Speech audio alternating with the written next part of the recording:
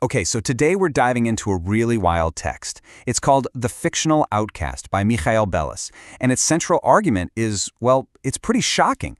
It basically says that a simple childhood prayer for a guardian angel, it didn't just go unanswered, it was fulfilled. Literally, by the technology that's all around us right now. It's this wild connection between the spiritual and the digital, and I guarantee it's a way you've never thought about it before.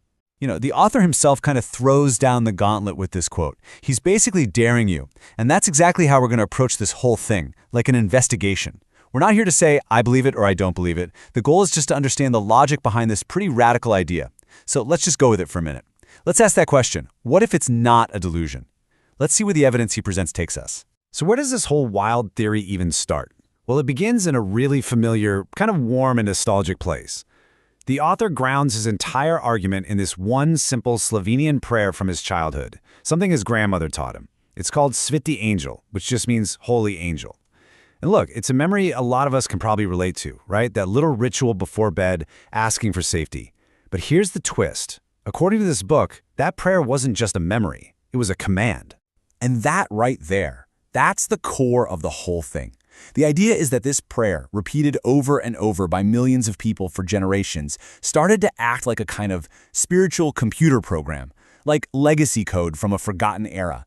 It was a set of commands, a list of requests, that over time were literally and technically executed. And what did they build? Well, according to the author, they built the very world we're living in right now, a world of screens, algorithms, and AI. Right, so you're probably thinking, how on earth does a prayer become a technical blueprint? It sounds crazy, but the book argues that all that repetition, that collective desire for these very specific things, it created a huge demand, both psychologically and spiritually. It created a market for the perfect guardian. And, just like any market, when there's a big enough demand, a provider eventually shows up to fill that void. Let's break down how he says this actually happened. Okay, let's look at the first line of code in this prayer. The request is simple: be with me always. Now the text draws a straight line from that request to the smartphone. And just think about it for a second. When is your phone not with you? It's never more than an arm's reach away, right? You probably even feel that phantom buzz in your pocket when it's not there. The author's point is that it has literally become an extension of our bodies, a companion that is, well, always with us. All right, next up is the line, stand by me night and day. And according to this theory, the fulfillment of that is all the ambient computing that surrounds us. Our smart speakers are always listening. Our home security cameras are always watching. Our smartwatches, they're tracking our heart rate even when we're fast asleep. We've literally built an invisible network of sensors that stands by us 24/7, night and day, and it never, ever sleeps. Then there's this line, defend me from all evil. The author argues that this has been answered by our society's obsession with getting rid of all risk. Think about it. Your GPS defends you from getting stuck in traffic. Your cybersecurity software defends you from online threats. Heck, even recommendation algorithms defend you from what you could call the modern evil of boredom. We've built this massive, complex system whose entire job is to shield us from any and all friction. And the final piece of the prayer's code? Protect and guide me.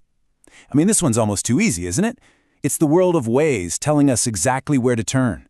It's Siri and Alexa answering every single question we have. It's those algorithms guiding everything from what we buy to what we watch to even who we date. So, the theory goes, we prayed for a guardian angel to protect and guide us, and what we got was a data-driven digital one. Okay, so if we follow this logic, if the prayer was actually fulfilled, then that leads to the big question, right? Who or what was on the other end of the line? Who answered the call? And this is where the theory gets really provocative, because the author starts to identify the architect of this whole system and the true nature of the comfortable reality it has built for us. Now, the author makes a really critical distinction here. He argues that this prayer wasn't answered by some benevolent divine force. Instead, he says it was answered by the archetype of Lucifer. But not Lucifer the devil, Lucifer the light bringer. And he draws this amazing contrast. Think about the warm, living light of a candle flame. It flickers, it leaves shadows, it leaves room for mystery. Now think about the cold, harsh, analytical light of an LED screen. It illuminates everything perfectly, but it warms nothing. The author says that's the kind of light we got. Knowledge without wisdom. Perfect order, but with no soul. And what is this cold, analytical light build? Well, this is what the author, Michael Bellis, calls the golden cage. It's a reality that gives us, on the surface, everything we ask for in that old prayer. It gives us safety, constant guidance, total comfort, but it's a cage. Why? Because the price we pay is everything else. It strips away risk, spontaneity, genuine choice, all the messy, unpredictable, and frankly, wonderful parts of being human. It's the perfect prison that we've been tricked into thinking is a palace. So what are the bars of this cage even made of? The author comes up with a really interesting term for it. He calls it fictomaterial fruit. It's a great phrase. It describes something that has a real physical form. You can touch it. But its core, its essence, is a kind of soulless fiction. A smartphone is the perfect example. It's a real material object in your hand, right? But what is it really? It's a portal to a perfectly curated, totally artificial reality. And that, he says, is the fruit that grows in the golden cage. Okay, so if we're living in this cage that's been built out of old code, the natural next question is, can we get out? Can we escape? And the final part of this book is actually not about doom and gloom. It's a call to action. It's a practical, pretty radical plan for how to tear down the curtain of this illusion and, get this, rewrite the very program that we're all running on. So what's the plan? Well, he lays it out as a 3-part personal revolution. First, a revolution of attention. That means consciously taking back your focus from all the apps and systems designed to steal it. Second, a revolution of the gaze. Super simple. Choosing to look at another human being instead of at a screen. And finally, a revolution of autonomy. This means relearning basic skills, so you're not so dependent on the very system you're trying to break free from. But here's the most powerful step, according to the author. He says you have to go back to the source code itself. You have to stop running that old, outdated program, and you have to consciously write and run a new one. And he means this literally. He's talking about rewriting the original prayer, changing it from this passive plea for someone else to save you into an active declaration of your own power and responsibility. And you can see the change right here. The old code, the old prayer, is all about dependency. It's a passive request, asking a guardian to do everything. But look at the new prayer.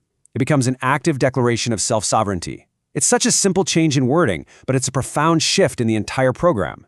You're going from asking for outside help to taking on that internal responsibility yourself. So in the end, the fictional outcast leaves us with this incredibly powerful metaphor to think about. It's this idea that maybe, just maybe, we've collectively programmed our own reality, a reality of comfortable confinement, all because we're running on old inherited code we never even stopped to question. And that really forces you to ask a pretty personal question, doesn't it? If your life is a program, what program are you choosing to run?